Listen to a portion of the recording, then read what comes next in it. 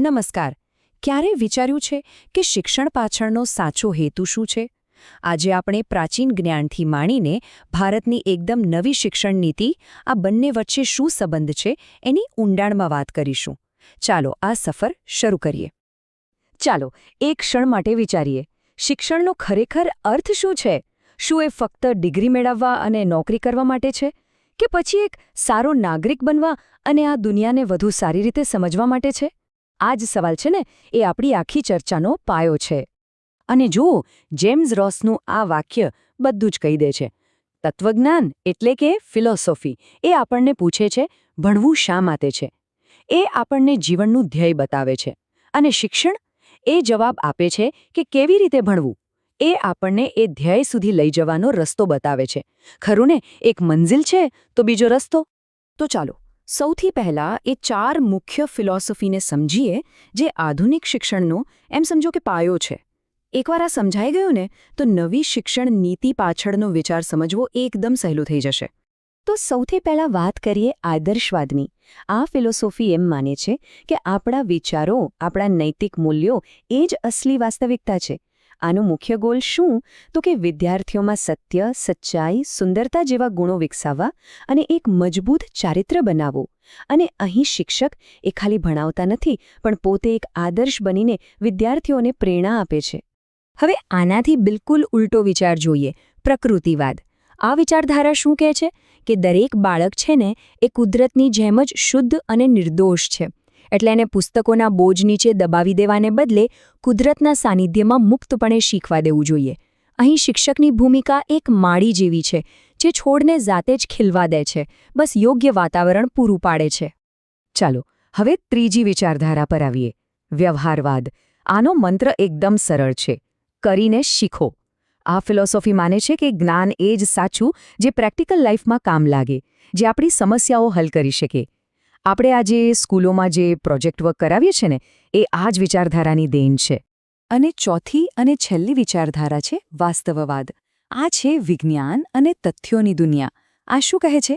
કે જે આપણે આપણી આંખોથી જોઈ શકીએ, આપણા કાનથી સાંભળી શકીએ, જેનો અનુભવ કરી શકીએ, બસ એ જ સત્ય છે.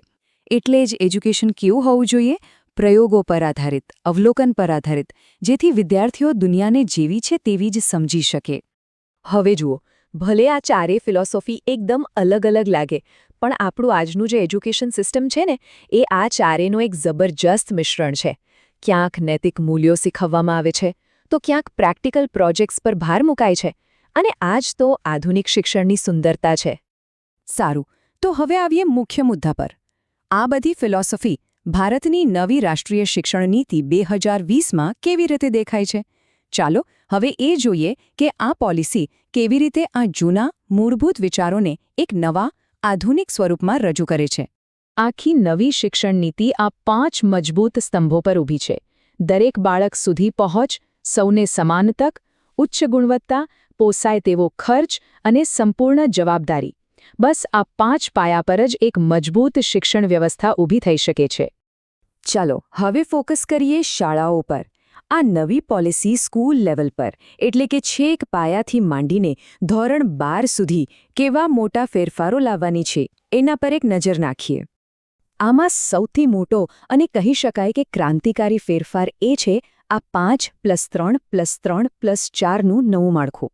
આમાં પહેલીવાર 3 થી 6 વર્ષના જે નાના ભૂલકાઓ છે ને, એમને પણ ફોર્મલ એજ્યુકેશન સિસ્ટમમાં સામેલ કરાયા છે. કારણ કે વિજ્ઞાન પણ કહે છે કે આ જ ઉંમર છે જ્યારે મગજનો વિકાસ સૌથી ઝડપી થાય છે. અને આ પગલું બરાબર એ જ વાતને ધ્યાનમાં રાખીને લેવાયું છે. આ સિવાય બીજા પણ ઘણા મોટા સુધારા છે, જેમ કે એક છે નિપુણ ભારત મિશન. એનો હેતુ એ છે કે ધોરણ 3 સુધીમાં દરેક બાળકને વાંચતા, લખતા અને સામાન્ય ગણતરી કરતા આવડી જવું જોઈએ. હવે કોઈ કડક વિભાજન નહીં રહે. વિદ્યાર્થીઓ સાયન્સની સાથે મ્યુઝિક પણ ભણી શકશે. અને હા, એક બહુ જ મહત્વની વાત, માતૃભાષામાં શિક્ષણ પર ખાસ ભાર મુકાયો છે. આનાથી શીખવાની પ્રક્રિયા કેટલી સરળ અને અસરકારક બની જશે. સારું, સ્કૂલ લેવલની વાત તો થઈ ગઈ, પણ કોલેજ અને યુનિવર્સિટીઓનું શું? ચાલો હવે જોઈએ કે હાયર એજ્યુકેશનમાં કેવા મોટા ફેરફારોની વાત છે. 50%. આ આંકડો બરાબર યાદ રાખજો. લક્ષ્ય એ છે કે 2035 સુધીમાં ઉચ્ચ શિક્ષણમાં ગ્રોસ એનરોલમેન્ટ રેશિયો એટલે કે GER 50% સુધી પહોંચાડવો.